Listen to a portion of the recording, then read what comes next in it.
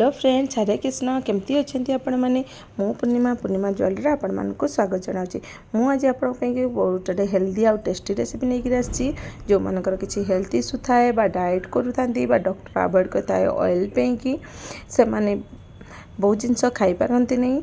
मुझे नॉनवेज गोटे रेसिपी नहीं आसी से भी बिना तेल रे गोटे ड्रप तेल भी व्यवहार करनी यही रेसिपी पे मु आगुरी माछर गोटे रेसिपी बिना तेल रे करती। आपण चाहिए मो चैनल जाई देखिपारे जार लिंक मुझे डिस्क्रिप्शन में देदेवी। ये जो आज रेसिपी करुँची सेटा हूँ चिकेन। तो चिकेन बिना तेल रे चिकेन करने मुझे नहीं अध किलो चिकेन ताको परिष्कार भाव में धोई सारापर हल्दी गुंड लंका गुंड लुण आउ फाड़े लेंबू चिपुड़ी देछि। आपण पूरा तरकारी रे जेतिकी लुण दबा कथा सेटा एका सांगे यही टाइम रे ही देदेवे। पछरे आ लुणर व्यवहार हेबनी। आकु सब भल भाव में मिसई आम 20 ରୁ 30 मिनिट मैरिनेट करी रखीदबा। मैरिनेशन पे अध घंटा हो सारा मोर चिकेन मैरिनेट कर रखिबार। तापरे मु नेक्स्ट स्टेप कली ये मु गोटे पैन नहीं पैन रे चिकेन गुड़ा को सब ढाली देली। ये जो पानी देखुंती आमर चिकेन रे लुण पकेबा द्वारा आ लेंबू किछि मध्य पानी बाहर चिकेन धोइला पड़े किछि पानी थाए।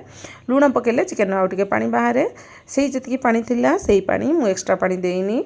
पैन ने पूरा पैन सारा चिकेन टाको स्प्रेड करदेली और तापरे ताकू कवर करदेली। फ्लेम इठी लो रखिबा, जमा फ्लेम हाई करबा नहीं। तापरे मसाला प्रिपरेशन करबा। एठी आ गोटे टिप मध्य कहूची जेतबेले आपण चिकेन ढालिबे पैन बिल्कुल ठंडा नथिबो, हल्का गरम पैन रे ही आमे चिकेन ढालिबा।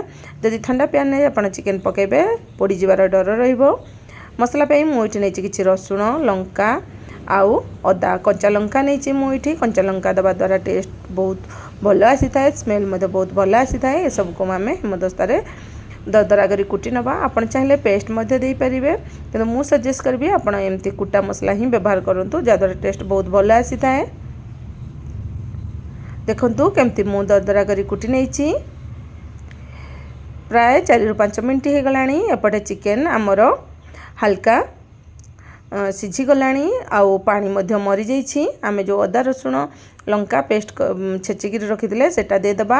मुझे हेमदस्ता को धोईकि अल्प पानी मध्य दे देछि। 1/4 स्पून देछि गोलमरिच गुंड, आधा चामच जीरा गुंड, 2 चामच चिकेन मसाला ए सब को देकि आमे भल भाव में कषि नबा।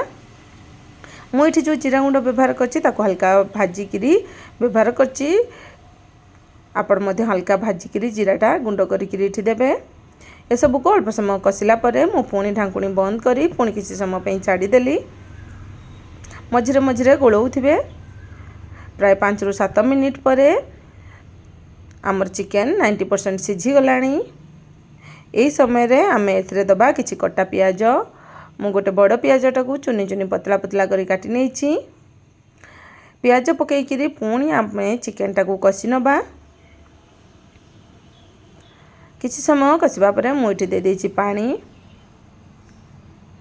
मते पानी रो क्वांटिटी टे कम लागिला और चिकेन जळिबार डर थिबारु मु आउ टिके पानी दे देली। एठी प्राय आधा कप हबो पानी मु देइछि। पानी देबा परे पुणी सबको भल भाव में मिसईकि सिझिबा पई कि किछि समय छाड़ी दबा। 5 मिनिट परे मु खोलिली ढांकुणी। देखंतु हमर पानी संपूर्ण भाव में सुखिनी और चिकेन मध्य भल भाव में सिझी जाइछि। आपण ये रेसिपीटा कौटू देखुं मत कमेंट माध्यम कहे जहाँद्वारा कि मुझे आपण को मोर स्पेशल थैंक्स सेंड करि परिबी। किसी समय एमती खोला कषिला परे आउ जो एक्स्ट्रा पानी थिला से सुखी जाइछि। मु एटा ड्राई चिकेन करूछि। आपण जदि ग्रेवी वाला चिकेन रेसिपी देखिया चाहूँगी ता मते कमेंट माध्यम कहे ता बनैबा प्रोसीजर आउ टिके अलगा ता मध्य मु आपण करके देखैबी। चिकेन भल भाव में प्रिपेयर हो सारापर मु लास्ट देछि किछि गरम मसाला आउ अल्प कटा धनिया पत्र ए सब को दे आमे भल भाव में मिसई दबा। एतरा रेडी हो गला आपण मोर एई बिना तेल वाला चिकेन। आपण को रेसिपीटा केमती लागला मते कमेंट माध्यम निहाती कहिबे। आकु टेस्ट कला परे तो मो पुओ कहिछि मते सब दिन एमती बिना तेल रे ही चिकेन करके दबो। जेहेतु से स्पोर्ट्स पर्सन तांकर डाएट थाए, डाएट रे तांको ऑयल अवॉइड करथांती। तो ये चिकेनटा तो एत भल लगे जे सी तेल वाला चिकेन आउ खाया इच्छा करूनी। आपण मैंने घरे ट्राए करूँ। आपण घरे जो वयस्क लोक थे से चिकेन बनईकि आप दे पारे।